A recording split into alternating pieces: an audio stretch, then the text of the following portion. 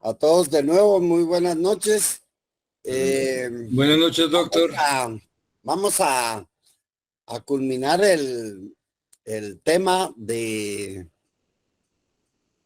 la filiación que teníamos pendientes.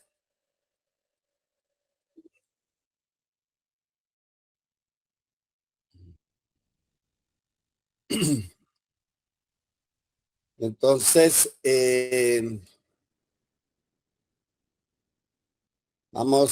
nos habíamos quedado en la filiación matrimonial y nos tocaría pasar a la filiación extramatrimonial. Entonces ya habíamos establecido la filiación matrimonial y todas las presunciones en las cuales pues presunción se necesita que de todo ello que se ha comprobado. Todo se comprueba a través de la investigación del material genético, tanto debido a la procreación, y entonces eso nos da motivo a que la prueba reina de la paternidad sea la prueba molecular del ADN. Eso es la filiación matrimonial, o sea, la afiliación que va a existir, esa relación del hijo para con los padres, tanto el padre o la madre, pero dentro de él la figura del matrimonio. Pero ¿qué pasa cuando es fuera del matrimonio? En la filiación extramatrimonial los progenitores carecen de un estado legal. No hay una situación como la que se mantiene dentro del matrimonio, en el cual es una unión legal y a través de ella, de esa unión legal, se da todos esos derechos y obligaciones. Por lo tanto, en el matrimonio pues hay un estado legal vinculante y aquí no existe. Esto con respecto a la descendencia, y de ahí que debe de existir la voluntad para tener un reconocimiento, o la imposición legal, que va a ser la declaración judicial, van a ser los medios de establecer esta presunción. O sea, no pueden existir las presunciones como de los 180 días, de los 300 o 120, nada de ello. Y entonces la descendencia, todo se tiene que dar a través de la voluntad, o sea, el reconocimiento, y si no es así, la imposición legal a través de una declaración judicial que va a ser el medio de poderla establecer. El hijo extramatrimonial va a gozar, de hecho, del estatus filis peronio, del estatus familiar, es decir, que tiene derecho a un nombre, pero no a las relaciones familiares completas. Sí, según el artículo 50 de la Constitución o en el Código Civil, todos los hijos son iguales. Entonces, aquí el hijo goza del estatus fili, o sea, de esa relación para con el padre, pero no las relaciones familiares completas. En el artículo 210 nos establece que cuando la filiación no resulte del matrimonio, o sea, ahí le pone extramatrimonial, ni de la unión de hecho registrada de los padres, eso quiere decir que ni el matrimonio ni de la unión de hecho, o sea, todo va a estar extramatrimonial, se establece y se prueba con relación a la madre del solo hecho del nacimiento. A la madre, como habíamos dicho, es solo por el sentido con el solo hecho del nacimiento, pero con respecto del padre, por el reconocimiento voluntario.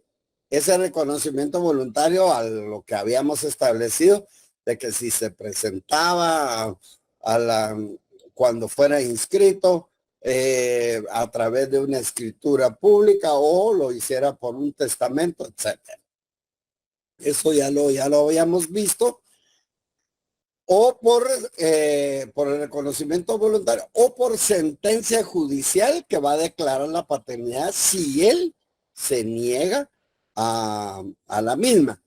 Ya en una oportunidad hablamos de que si él ha sido citado para hacerle la prueba de la paternidad, la prueba molecular del ADN, y él se negare, se da por positiva la prueba, aunque no se la haga.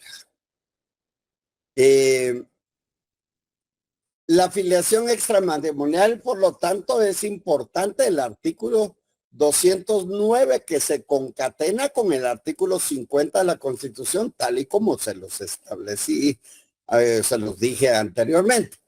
Los hijos, en el 209, los hijos procreados fuera de matrimonio gozan de iguales derechos que los hijos nacidos de matrimonio. Sin embargo, para que vivan en el hogar conyugal se necesita el consentimiento expreso del otro cónyuge. Esto, la Constitución, la norma suprema nos establece en el artículo 50 la igualdad de los hijos, en la que todos los hijos son iguales ante la ley y tienen los mismos derechos. Por lo tanto, toda discriminación es punible. ¿Qué es lo que pasa? No hay mucho que hablar de la filiación extramatrimonial, ya que o se establece voluntariamente o la hacemos a través de lo que es el ámbito judicial. ¿Cómo se va a solicitar? Pues se solicita a través de los tribunales de familia, y entonces el juez va a solicitar que se le haga la prueba. Él tiene que presentar todas las pruebas de descargo e incluso si él considera que no ha sido cualquier situación que realmente no pueda ser posible que él sea el padre del hijo. Pero todo eso tiene su comprobación. Por lo tanto, esa es la filiación extramatrimonial y no hay mucho que saber. Ahora bien, el 200, vamos a ver aquí, en el 210 nos dice cuando la filiación no resulta del matrimonio ni de la unión de hecho. Y en de la unión de hecho, esto se asemeja al matrimonio, es casi un matrimonio. Tiene los mismos derechos y las mismas obligaciones, y es más fácil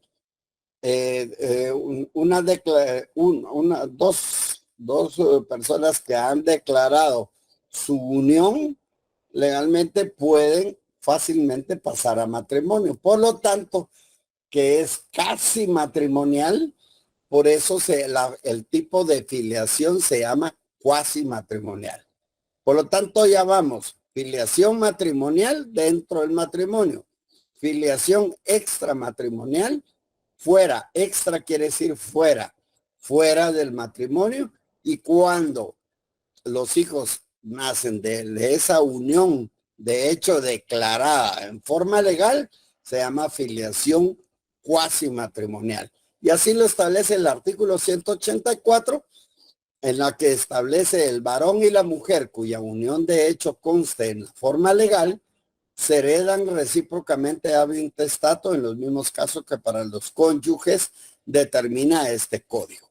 Las disposiciones de este código relativas a los deberes y derechos que nacen del matrimonio y al régimen económico de este, tienen validez para las uniones de hecho en lo que le fueren aplicables. O sea que todo lo que se aplica para lo que es la filiación matrimonial va a ser para la filiación cuasi matrimonial, que es la que se nace de la unión de hecho declarada legalmente.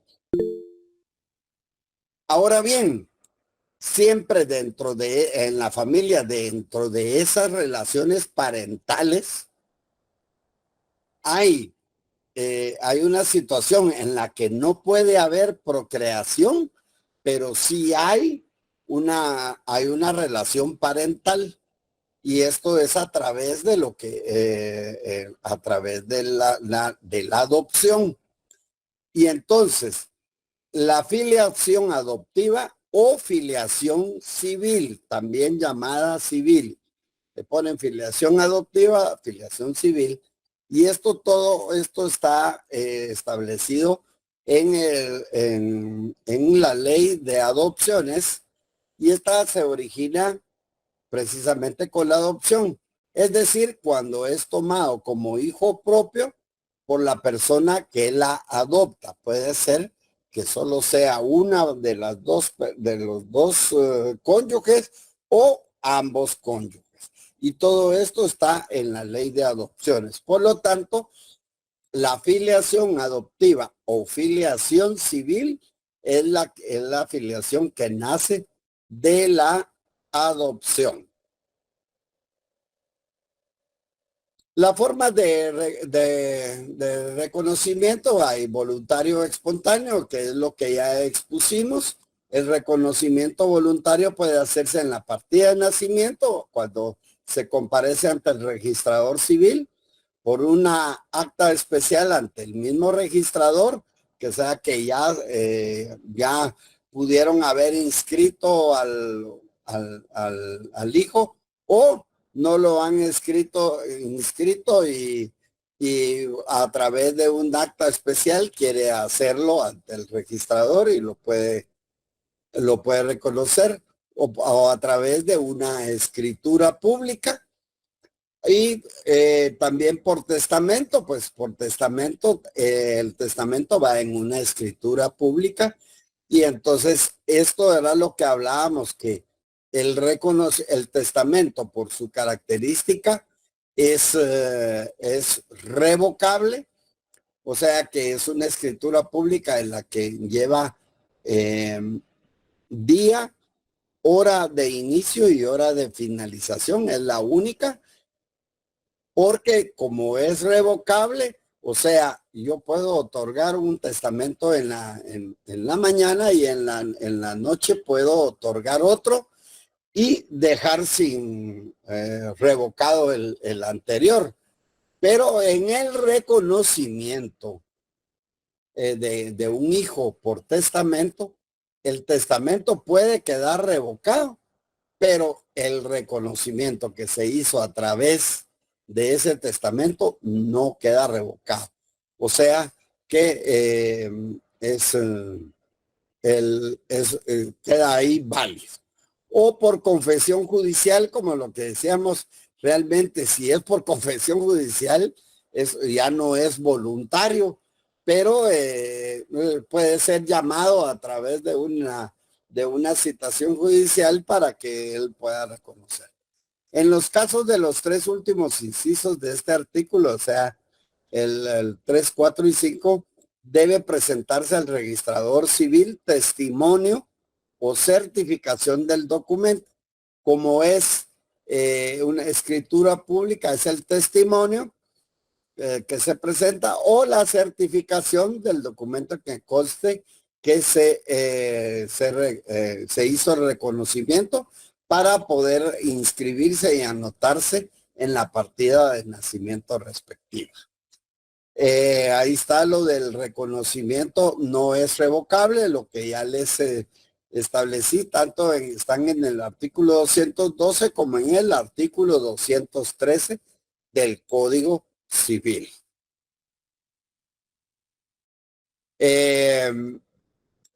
Aquí el reconocimiento por ambos padres, los padres pueden reconocer al hijo conjunta o separadamente.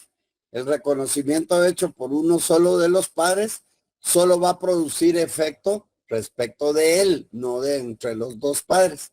El padre o la madre que no intervino en el acto, así como el propio hijo o un tercero interesado legítimamente, puede impugnar el reconocimiento dentro de 6 meses a contar del día en que tal hecho fuere conocido por ellos. Si el hijo fuere menor de edad, puede contradecir el reconocimiento dentro del año siguiente a su mayoría de edad.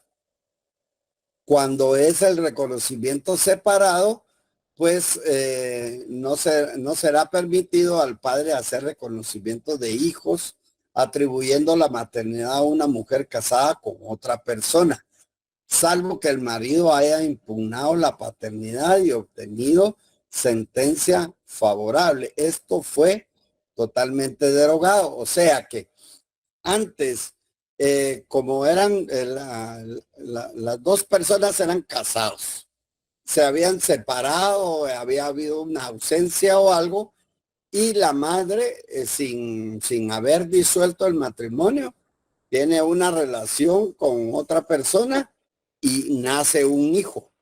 Entonces, como está casado, entonces el hijo se reputaba del padre con el que estaba casado. Ahora, pues esto no es permitido al padre hacer reconocimiento de hijos atribuyendo la maternidad a una mujer casada con otra persona, salvo que el marido haya impugnado la paternidad y obtenido sentencia favorable. O sea que debe de haber un proceso en el cual él establezca que no es realmente el padre, a través de la prueba del ADN. En el 216, pues el reconocimiento por los abuelos. Esto lleva es primero el abuelo paterno y luego el abuelo materno, ya que establece respectivamente. O sea, ¿qué quiere decir? Que primero tiene derecho el abuelo paterno y posteriormente el abuelo materno, a menos que realmente el juez pueda declarar que uno con uno o con el otro pueda estar en una mejor condición, o sea que va a imperar el interés superior del niño. El varón menor de edad no puede reconocer a un hijo sin el consentimiento de los que ejerzan sobre él la patria potestad. Eso lo vamos a ver. La mujer mayor de 14 años sí tiene la capacidad civil necesaria para reconocer a sus hijos sin necesidad de obtener el consentimiento a que se refiere el artículo anterior. O sea que a partir de los 14 años, desgraciadamente, si ya tuvo su hijo, ella lo puede reconocer sin que tenga el aval de los que ejerzan la patria potestad. La acción judicial, el hijo que no fuera reconocido voluntariamente tiene derecho a pedir que judicialmente se declare su filiación y este derecho nunca va a prescribir respecto de él. O sea que es un derecho que no prescribe la filiación. Los herederos de ese hijo podrán proseguir la acción que dejara iniciada al tiempo, ya sea que ese hijo ya creció y él fallece, o intentarla si el hijo falleciere durante su menor edad o si hubiera adolecido de incapacidad y muriere en ese estado. Pero solo es desde el punto de vista de establecer la filiación. Ese derecho no se pierde. Aquí pues les dejo en el artículo 221, como la paternidad puede ser judicialmente declarada y están todos los casos en los que cuando hay cartas, cuando el pretensor se halla en posesión notoria de Estado, que eso ya lo habíamos visto, y con la prueba del ácido desoxirribonucleico. Agregado a esto, pues está un párrafo que es que en los procesos de paternidad y filiación, pues ahora el juez competente puede ordenar al INASIF que realice la prueba aplicando la exoneración total de la tarifa. Antes eran 3,800 y centavos y en el tiempo que se le fije para tal efecto. ¿Qué efectos va a tener el reconocimiento? Pues va a tener con el reconocimiento derecho a la sucesión intestada, o sea que como todos los hijos, si el padre fallece y no deja testamento, pues él va a tener derecho a la sucesión a esa herencia sin necesidad de que sea o no lo van a poder sacar por el simple hecho de no haber sido o haber sido reconocido de último momento. Derecho también a alimentos y derecho a usar el apellido del padre que realmente lo reconozca. Bueno, entonces, eso era lo que concierne a lo que era la filiación extramatrimonial. Entonces, importante saber las clases de filiación: filiación matrimonial, extramatrimonial, cuasi matrimonial y la filiación civil. Solo habría que agregar, pero esto no está, sino que doctrinariamente existe la afiliación que es a través de las técnicas modernas de reproducción humana asistida, o sea, las de inseminación artificial. Sí, Marlon. Silix, me voy a pasar la pregunta. Ya. Con la cuestión de la afiliación cuasi matrimonial. Recordemos que la unión de hecho requiere un tiempo de concubinato a reconocerse, ¿verdad? Un tiempo de convivencia entre los concubinos para poderse inscribir. Si el hijo nació durante ese tiempo que tuvo que haber ser probado, el niño después de concretado la unión de hecho, ¿tiene los mismos derechos que de un matrimonio o se considera como nacido fuera? Todos los hijos tienen derecho, son iguales. Si están por declarar la unión de hecho, y si él quiere ser el padre, lo va a reconocer, lo reconoce y estará dentro una extramatrimonial. Pero cuando ya se ha establecido que la unión de hecho es declarada, ya lleva más de 3 años y el juez establece que nació fulano, sutano y mengano, entonces ellos llevarán, pueden ser reconocidos si es que no lo han hecho, y entonces esa afiliación es cuasi matrimonial, pero eso depende de alguien que no, para cuando hay oposición y decir, este no es mi hijo. Y entonces ahí es donde empiezan los problemas y entonces se tiene que utilizar la prueba reina. Entonces, hay cuatro filiaciones: matrimonial, extramatrimonial, cuasi matrimonial y la adoptiva o civil. Y hay una quinta que eso doctrinariamente, como no hay una ley específica, es toda esa filiación que se establece a través de las técnicas modernas de inseminación artificial.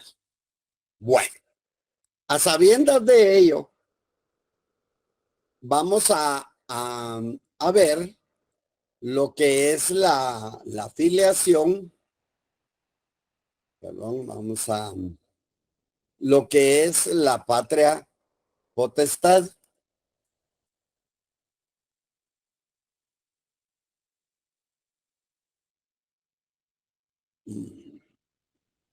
Entonces, vamos a ir viendo la patria potestad. Bueno,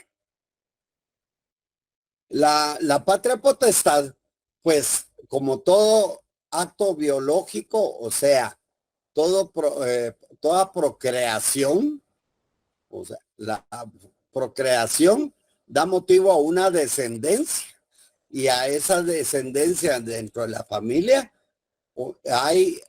aparecen efectos legales y esos efectos legales esas relaciones de familia, pues van a estar establecidos de una manera plena al establecer qué relación hay de este para con el padre o para con la madre. O sea que la procreación y la filiación, la procreación es el generador de vida y la filiación pues va a ser el causante de esas relaciones paterno-filiales, o sea, la relación del padre, del hijo para con el padre. Y estos son elementos muy fundamentales dentro del derecho de familia. Ese complejo de relaciones entre los padres y los hijos da una autoridad paternal, o sea que hay una obligación que van a tener los padres en la formación de los hijos, como por ejemplo cuidar a la persona y los bienes de ellos como uno de los fines de la familia. Por lo tanto, se convierte en una obligación propia de la persona, innata y connatural en el ser humano. ¿Quién va a ejercer ello? Todo se retrotrae al derecho romano en su génesis, en el cual el pater familia tenía el poder total sobre las personas libres que constituían el círculo familiar. Por lo tanto, él era el señor de todos y de todo. Más que un privilegio, era una facultad, un poder, una atribución en favor del padre. Por lo tanto, era un derecho muy riguroso y absoluto de parte del padre para con los hijos. Un poder total que le daba derecho a la pignoración, o sea, al empeño de esos. Paraban empeñándolos, alquilándolos, vendiéndolos y disponían de todos los bienes de estos hijos. Con la evolución y hacia el derecho consuetudinario francés, empezó a desaparecer lo absoluto de este poder y entonces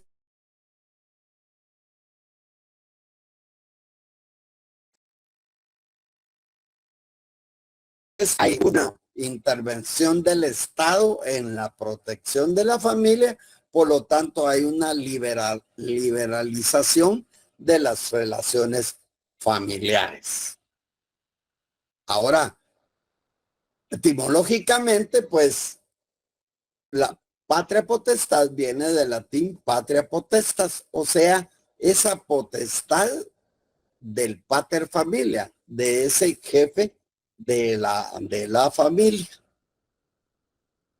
Para ello, pues hay que definirla claramente desde el punto de vista jurídico. Sin embargo, en nuestro ordenamiento no tenemos una definición clara de lo que es patria potestad. Sin embargo, sí doctrinariamente, y Puig Peña establece una de las mejores definiciones. Nos dice que es una institución jurídica y es una institución porque, como se recuerdan ustedes, está protegida. Entonces es una institución jurídica por medio de la cual los padres asumen la dirección y asistencia de sus hijos menores en la medida que reclamen las necesidades de estos. O sea que la patria potestad solo se puede dar entre los padres y los hijos.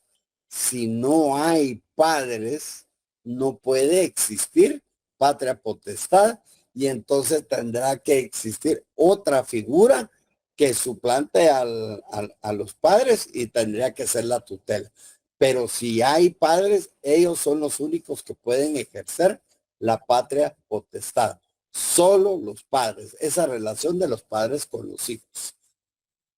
Otros, hay varias definiciones y todas confluyen en que es un conjunto de derechos, deberes y obligaciones que corresponde a los padres a lo mismo y que la ejercen en forma bilateral, o sea, en forma conjunta, tanto el padre como la madre, en cuanto a los bienes de los hijos y en sí como personas de sus hijos menores. Establece de sus hijos menores, pero hay una excepción cuando esos hijos adoptan la mayoría de edad, pero son declarados en estado de interdicción. Entonces, en ese caso, sí continúa la patria potestad. De lo contrario, la patria potestad desaparece exactamente cuando se cumple la mayoría de edad. Según la nueva reforma, el libro de las nuevas reformas del derecho civil y penal francés, pues es un conjunto de derechos y deberes que tiene por finalidad el interés del hijo. Corresponde al padre y la madre hasta la mayoridad o emancipación del hijo, protegerlo en su seguridad, su salud y su moralidad para asegurar su educación y permitir su desarrollo dentro del respeto debido a su persona. Entonces, todo es ese conjunto de derechos y deberes que tienen los padres para con los hijos. O sea, hay una relación de autoridad de los padres para con los hijos. El Código Civil realmente no la define, pero sí nos establece quién la ejerce. Y en el artículo 252, no voy a dar mucho a que lean porque si no, no vamos a terminar.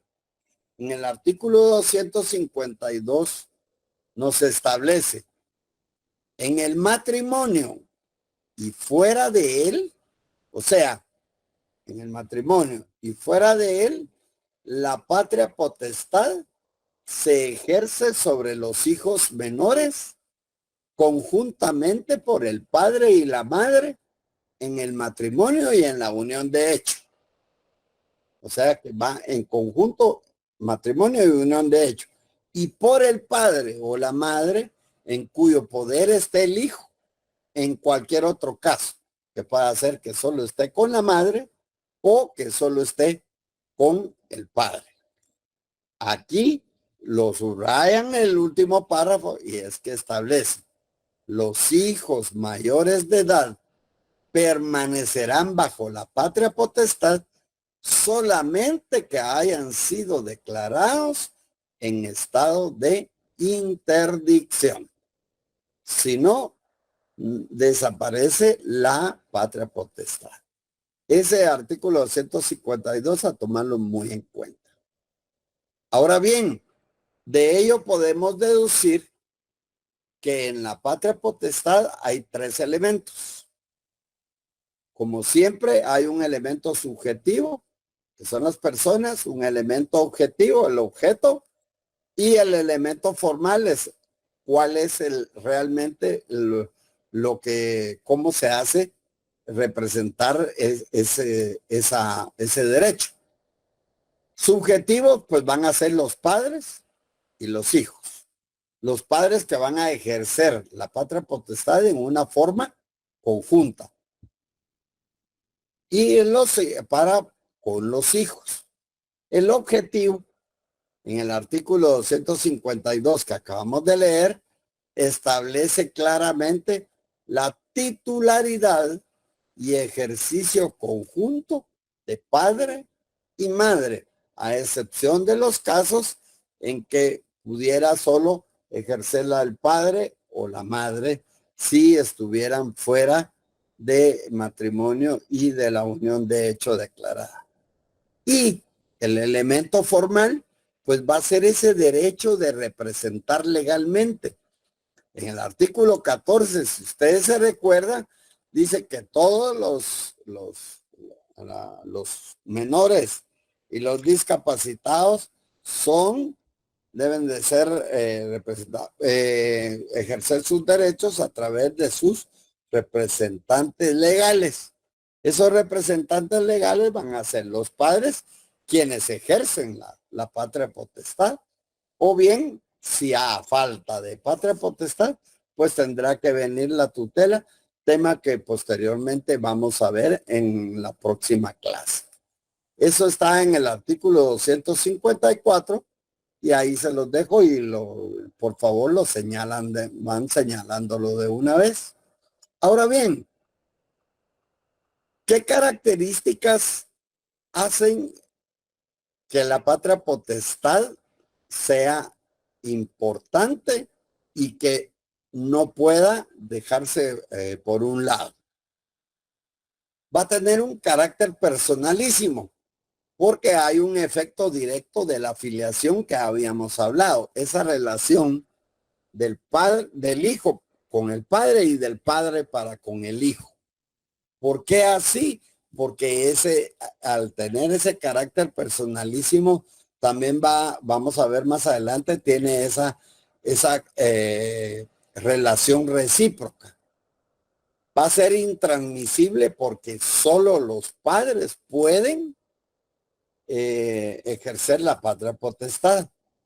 Es irrenunciable, no puede renunciar un padre a ella, e imprescriptible porque no va a prescribir con el tiempo.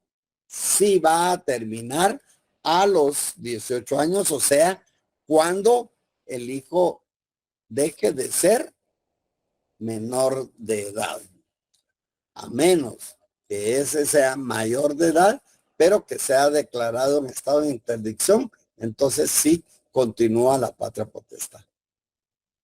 Es un derecho subjetivo familiar, o sea, hay relaciones familiares recíprocas entre padres, de padre a hijos y de hijos a padre.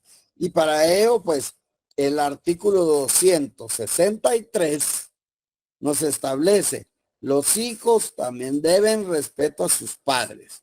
Los hijos, aun cuando sean mayores de edad y cualquiera que sea su estado y condición, deben honrar y respetar a sus padres y están obligados a prestarles asistencia en todas las circunstancias de la vida. O sea que ese derecho subjetivo familiar, esas relaciones son recíprocas de padres, hijos, hijos, padres.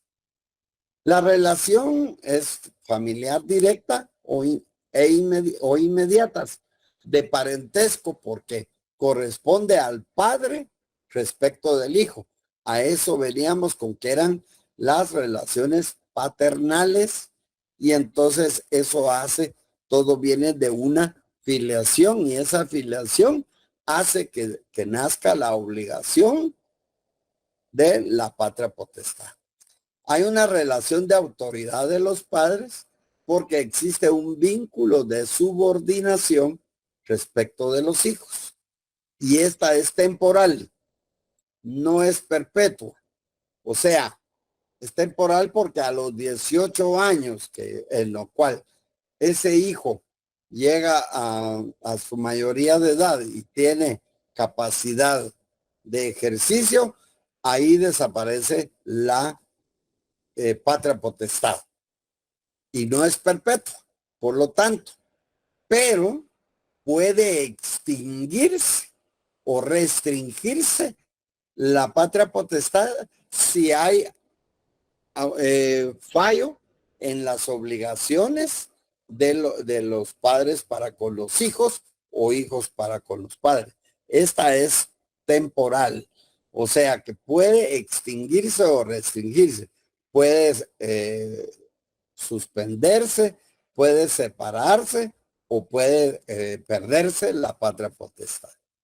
Eso más adelante lo vamos a ver. En el contenido, por lo tanto, es importante, en el contenido, en el 253, dice obligaciones de ambos padres. El padre y la madre están obligados a cuidar y sustentar a sus hijos, sean o no de matrimonio, educarlos y corregirlos, empleando medios prudentes de disciplina, y serán responsables conforme a las leyes penales si los abandonan moral o materialmente y dejan de cumplir los deberes inherentes a la patria potestad.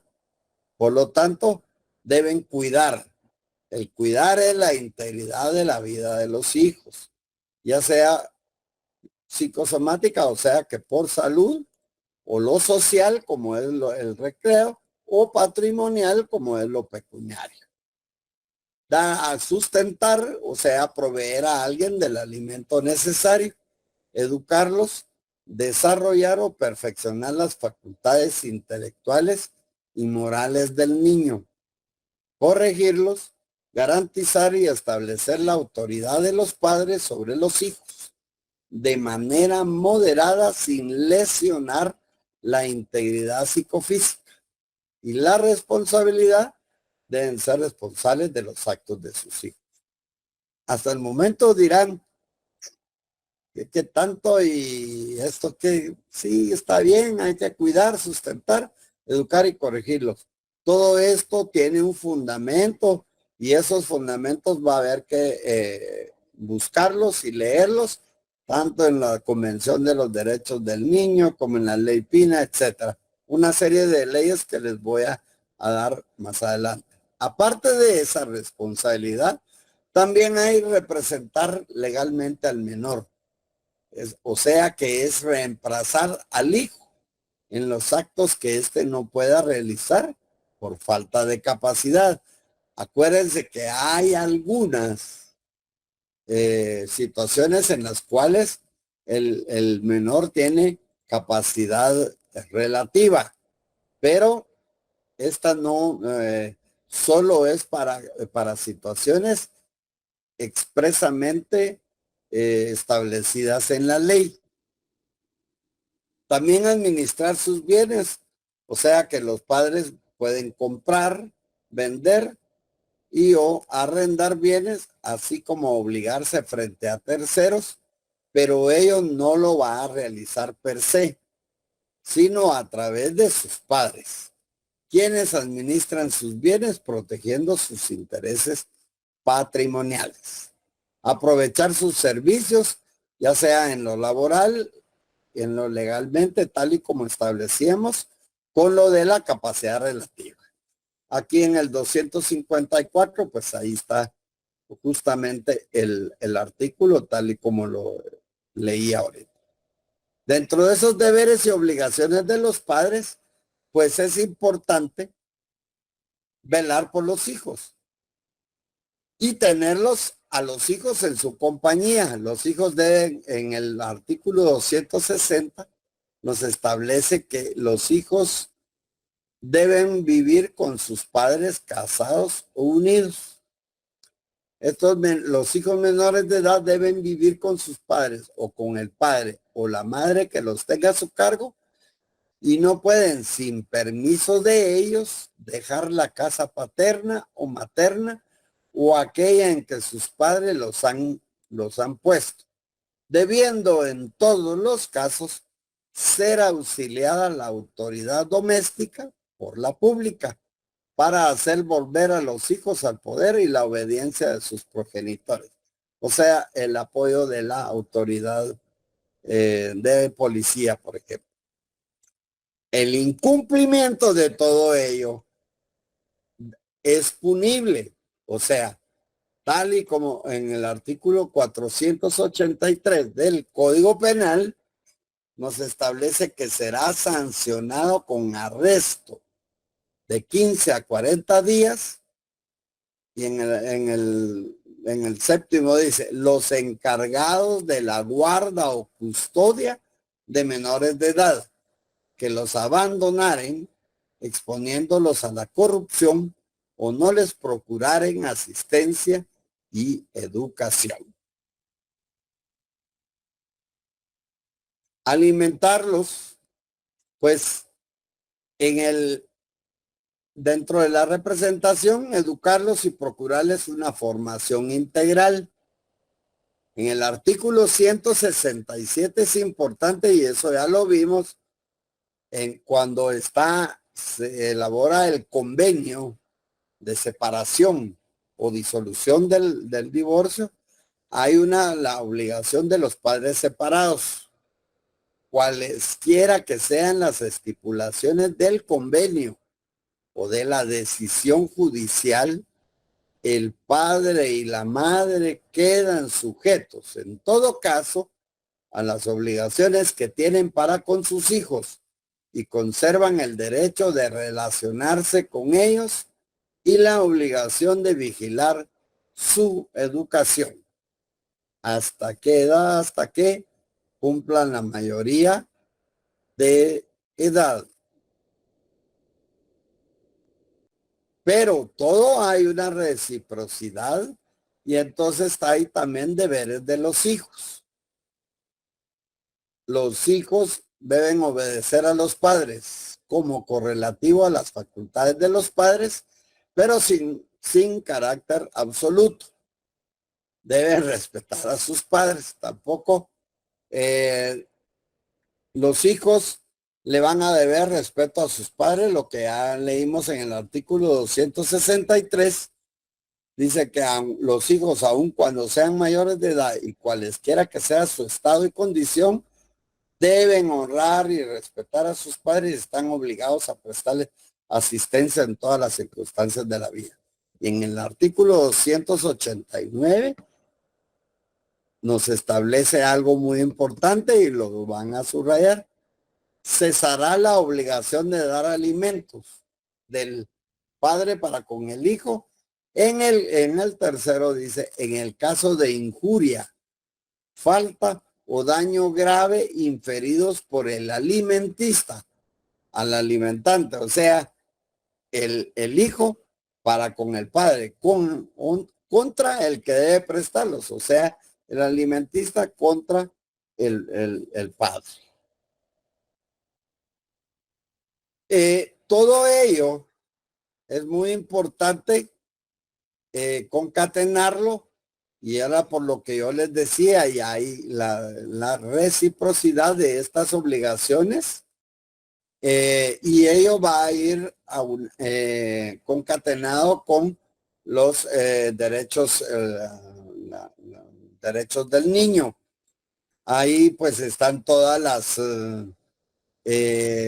los siguientes deberes de los niños: desarrollar actitudes de consideración, solidaridad, tolerancia, comprensión y respeto con los ancianos, adultos, adolescentes, etcétera, respetar y obedecer a sus padres, apoyar a sus padres en su ancianidad, discapacidad o enfermedad, en la medida de sus posibilidades, conocer la realidad nacional, cultivar la identidad cultural, una serie de deberes que están concatenados y están establecidos, se los dejo aquí, tanto con la Declaración Americana de los Derechos y Deberes del Hombre, la Declaración Universal de los Derechos Humanos, el Pacto Internacional de Derechos Económicos, Sociales y Culturales, la Convención sobre la Eliminación de todas las formas de discriminación de la mujer, la Convención Internacional sobre los Derechos del Niño,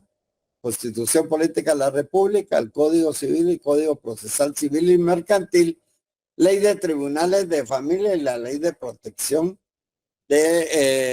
sobre la niñez y el adolescente, que es la ley protección integral, la ley PINA, la ley de erradicación de la violencia intrafamiliar y la ley del sistema de alerta Alba Kellett.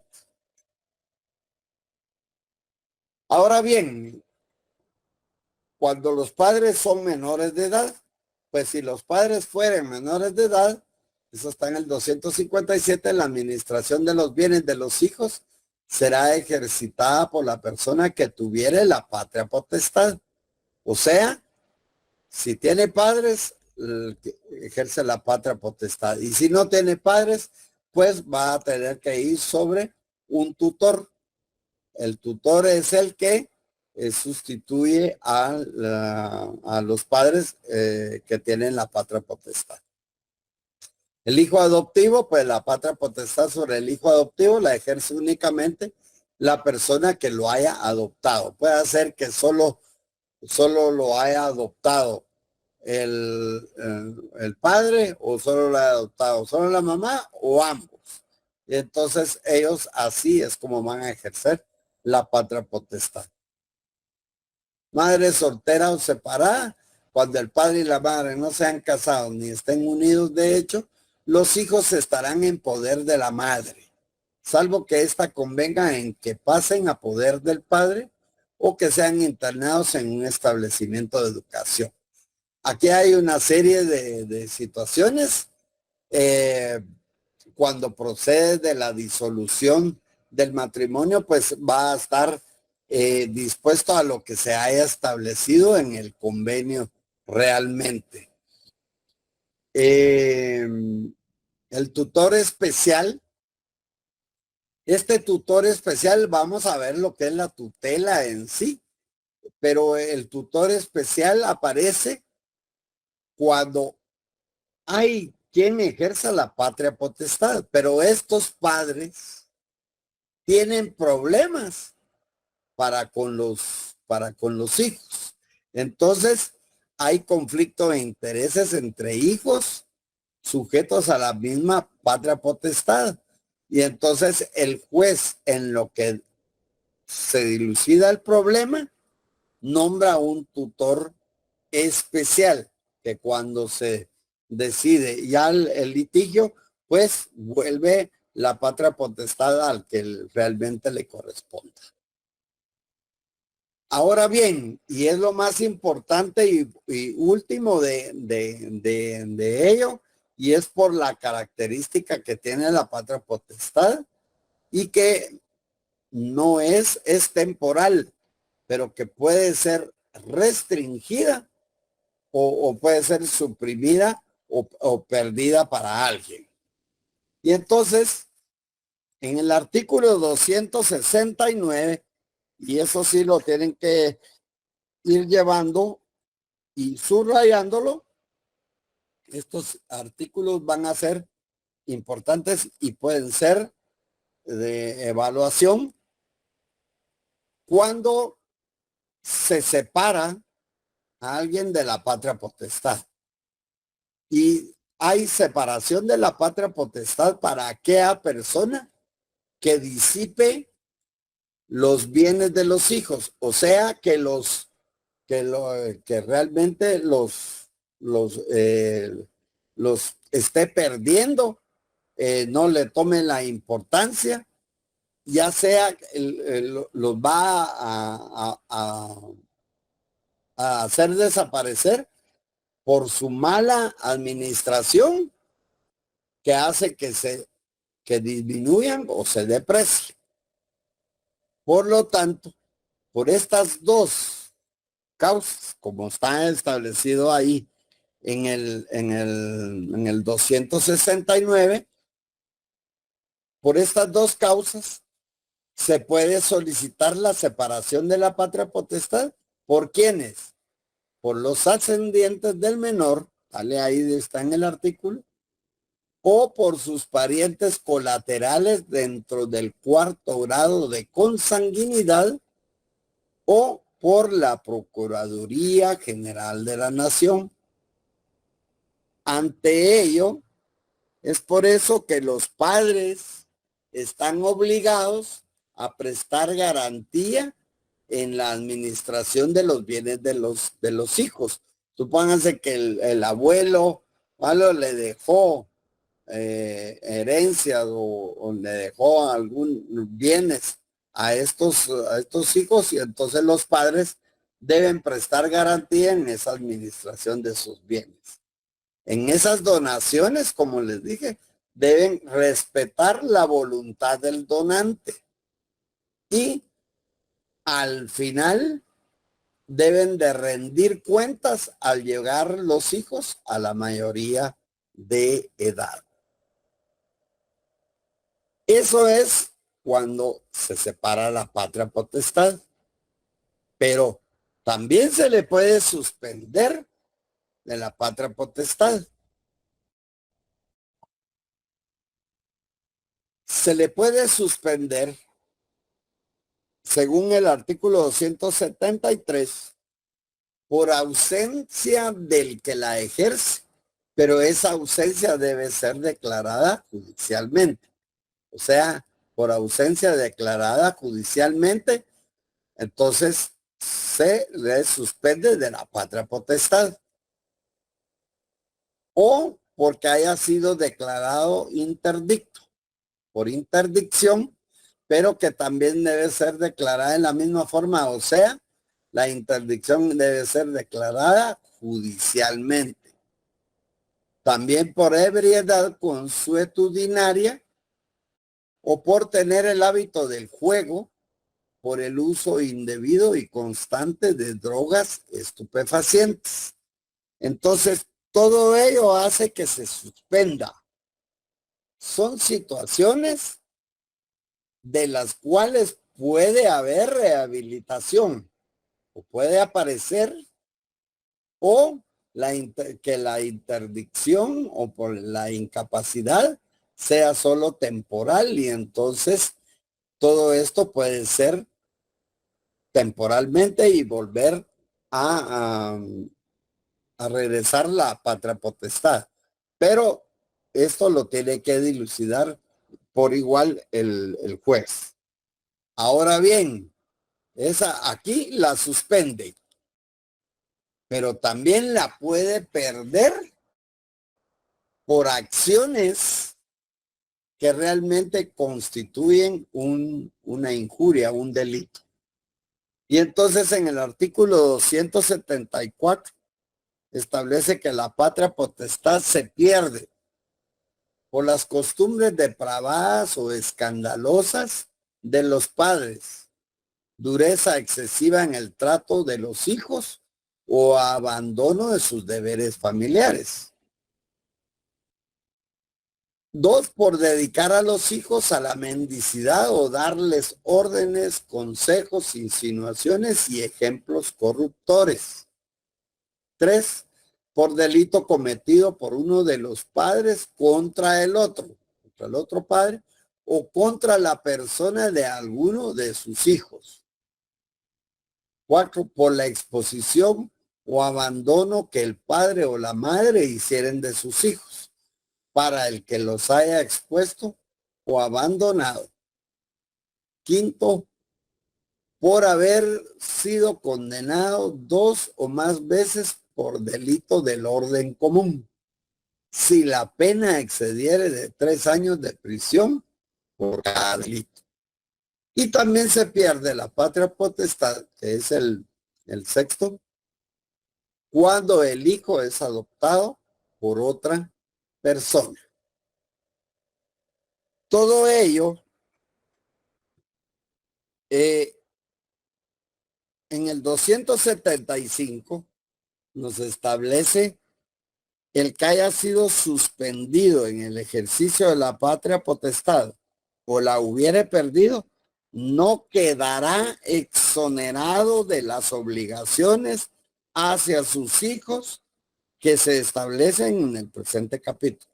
O sea, el hecho que haya sido suspendido o que haya sido totalmente haya perdido la patria potestad, eso no lo exime de las responsabilidades que tiene para con los hijos. Todo ello se puede restablecer.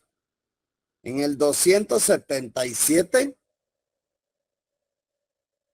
en el 276 van a estar quienes pueden promover la acción sobre la pérdida o suspensión de la patria potestad y van a ser los ascendientes del menor, o sea, los padres. Sus parientes colaterales dentro del cuarto grado de consanguinidad y la Procuraduría General de la Nación. El progenitor inocente y la PGN serán parte en el juicio en todos los casos. En el 277 está el restablecimiento de lo que es de la patria potestad. El juez, en vista de las circunstancias de cada caso, puede, a petición de parte, restablecer al padre o la madre en el ejercicio de la patria potestad en los siguientes casos. Cuando la causa o causas de la suspensión o pérdida hubieran desaparecido y no fueren por cualquier delito contra las personas o bienes de los hijos. Si es por un delito, no tiene restablecimiento. Cuando en el caso de delito cometido contra el otro cónyuge, a que se refiere el inciso tercero del 274, no haya habido reincidencia y hubieran existido circunstancias atenuantes, no que hayan existido agravantes. Cuando la rehabilitación fuere pedida por los hijos mayores de 14 años o por su tutor, puede ser que solo haya quedado una sola persona con la patria potestad, o por su tutor, siempre que la causa de pérdida de la patria potestad no estuviera comprendida entre los casos específicos que se determina el inciso primero de este artículo y que es con respecto al delito contra las personas o los bienes de los hijos. En todos los casos debe probarse la buena conducta del que se intenta rehabilitar, por lo menos en los 3 años anteriores a la fecha en que se presente la solicitud respectiva. O sea que no es nomás, tienen que pasar 3 años desde que se haya presentado la solicitud respectiva. ¿Por qué es importante? Pues hay delitos en la patria potestad, en el Código Penal, a partir de 242, 43, 44 y 245, está la negación de asistencia económica, el incumplimiento agravado, el incumplimiento de deberes de asistencia y el eximente por cumplimiento. Está también el maltrato contra personas menores de edad, abandono de niños y personas desválidas, abandono por estado afectivo, omisión de auxilio, empleo de personas menores de edad en actividades laborales lesivas a su integridad y dignidad. Eso está establecido en el 156 bis del Código Penal. Esto es lo que representa la patria potestad. Entonces, es importante, como ven, subrayar y volver a tener presente que las relaciones son de padres para con hijos, pero hay de hijos para con los padres. Y dentro de ellos, si hay incumplimiento de estos deberes, puede haber separación, suspensión o pérdida de la patria potestad, ya que esta no ya tiene una característica temporal y puede restringirse, y en la cual el juez debe tomar y estudiar los casos para ver si al perderla o suspenderla tienen restablecimiento de la misma. En la separación, pues es obvio que si el que ejerce la patria potestad disipa los bienes de los hijos o por su mala administración, pues es muy probable que no regrese que sea de una vez separado de la patria potestad. ¿Alguna pregunta? Como ven, es mucho tiempo, un poquito tedioso, pero ustedes ahí están en la presentación, está más que claro todos los artículos. Esto no lo podemos entender, muchos dirán, pues si el licenciado solo a leer vino, sí, desgraciadamente la patria potestad no la podemos entender si no leemos totalmente los artículos. Por lo tanto, la patria potestad la ejercen conjuntamente el padre y la madre, y hay unas relaciones recíprocas, por lo tanto, al ser temporal, puede ser restringidas de la siguiente manera: separación, suspensión o pérdida de la patria potestad. Hay que saber en qué casos separan, en qué casos se suspende y en qué casos se pierde totalmente la patria potestad. En la última, en la patria potestad, está, estos son casos en los cuales se consideran delitos. ¿Qué dice? ¿Alguna pregunta?